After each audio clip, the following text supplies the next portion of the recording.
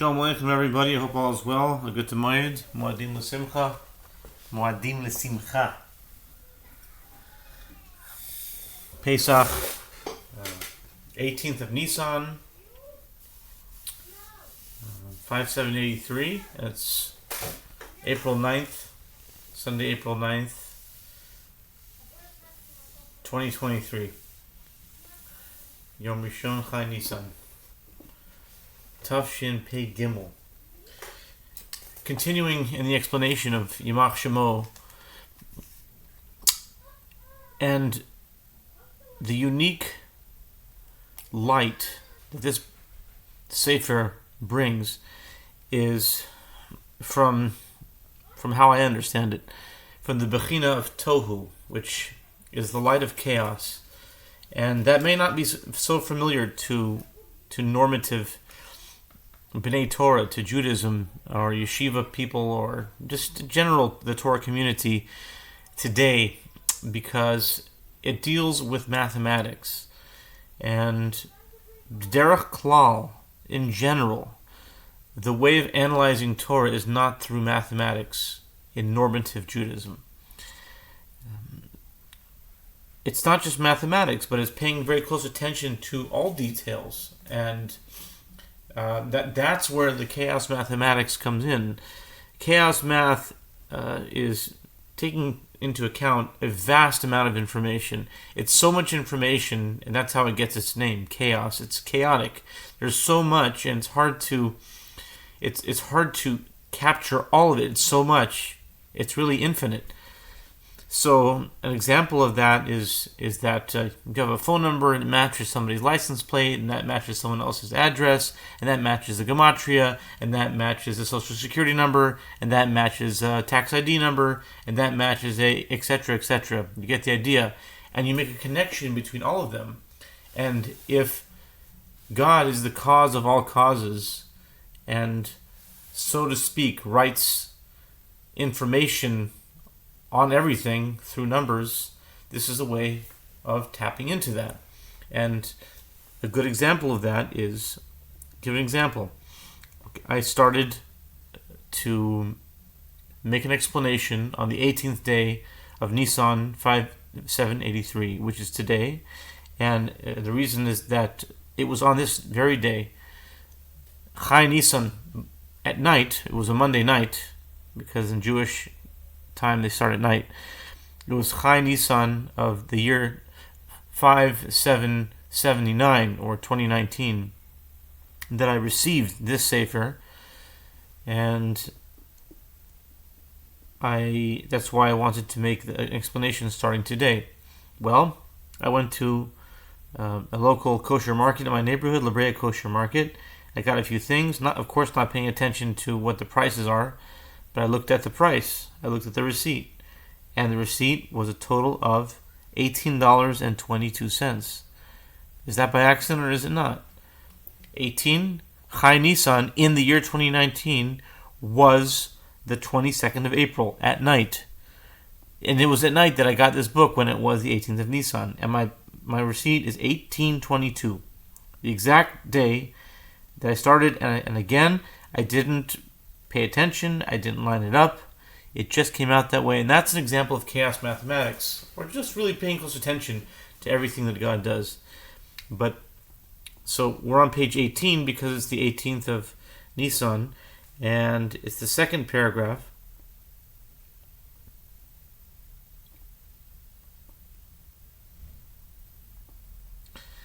And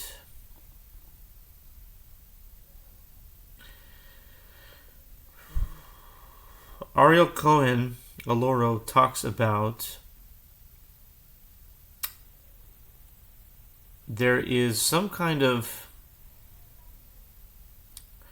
skewing of the information, maybe let's put it that way, or maybe slanted information on the history, the true history of Yeshu in the Gemara, because it wasn't written until about 300 to 600 years after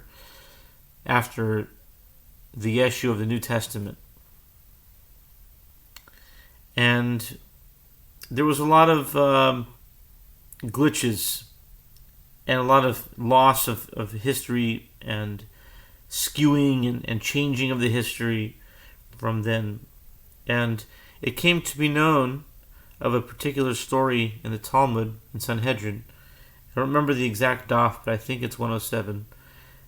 Of the famous story of Rabbi Yehoshua ben Prachia, that he had a certain Talmud named Yeshu.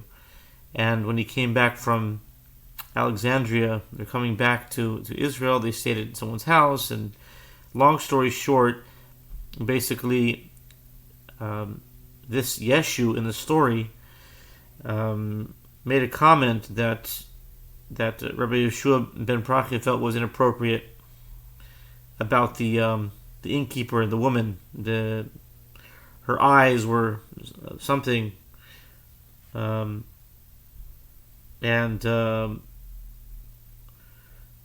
her eyes weren't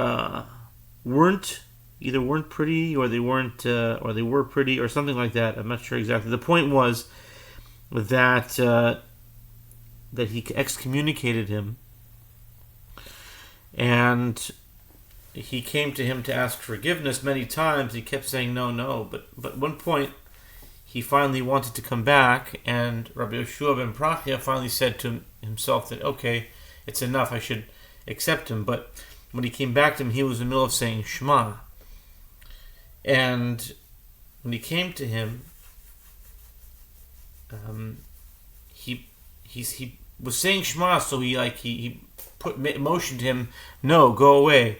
But that really wasn't the case. He was just saying Shema, which, in my understanding, it's hard to understand that a Talmud of Rabbi Yehoshua ben Prachia wouldn't know that he was saying Shema. I mean, probably he was having tefillin on, he was davening. I mean, you can always tell when someone's saying Shema. So it's really hard to understand some of these stories, that if they actually happen that way, or if they're just maybe misholim. But in any case,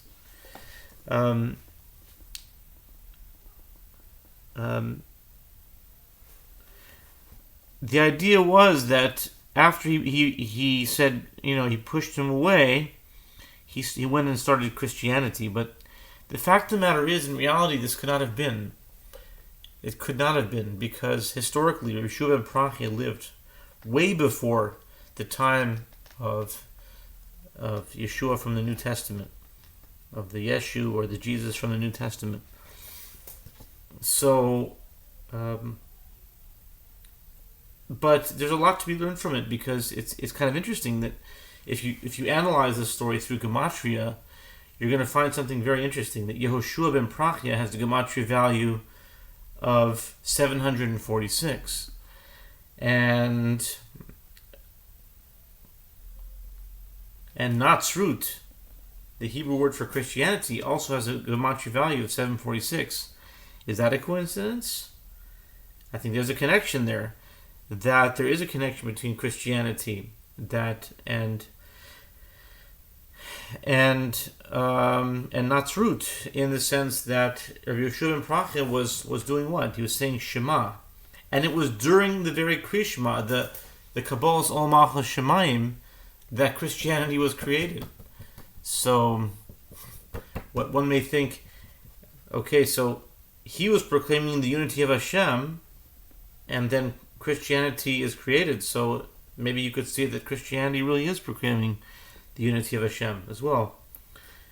But in any case, there's an expression in Hebrew, doche oto bekash, you push someone away with straw. And he makes a connection that kash is Rashi Tevos Kriya Shema. When you push someone away with straw, it means you give them an answer that really it's not a good answer, but the person who's receiving the answer doesn't know enough to say anything, so the person accepts it. But really, the person who's giving the answer knows within himself or herself that it's not a good answer. So pushing away Christianity with kash, that's what rabbis do often when they push very, very hard to understand ideas about Christianity. They pushed it away with kash. I mean, in this case, it was Kriya Shema. It was the Rabbi Yehoshua ben Prachia pushed away Yeshu, his story, which we can connect to Christianity. But this book, this Sefer, really is for a serious searcher of Mashiach, and one who is for any level of Jewish, but especially the Orthodox, when there's been such a long taboo concerning this topic, and a person is willing to research Mashiach in a very intellectual and deep academic way, and is not afraid to find the truth wherever the truth would lead that person, to pursue it wherever it would lead them, even if it means finding something that's contrary to what one may have been brought up with, or what may have believed growing up. That Mashiach is not what we thought. It's not who we thought it would be. It's not what we would expect. It's not what we were taught necessarily. If a person is willing to do that, then this Sefer really goes down deep and goes through some very, very serious Kabbalistic concepts and gematrias and mathematics. Not just gematrias, but all different kinds of mathematics, like triangle. There's these tables of triangle numbers, number sequences of all different kinds, and when you apply those types of processes to understanding Mashiach, you really can enter this subject in a different headspace. Thank you.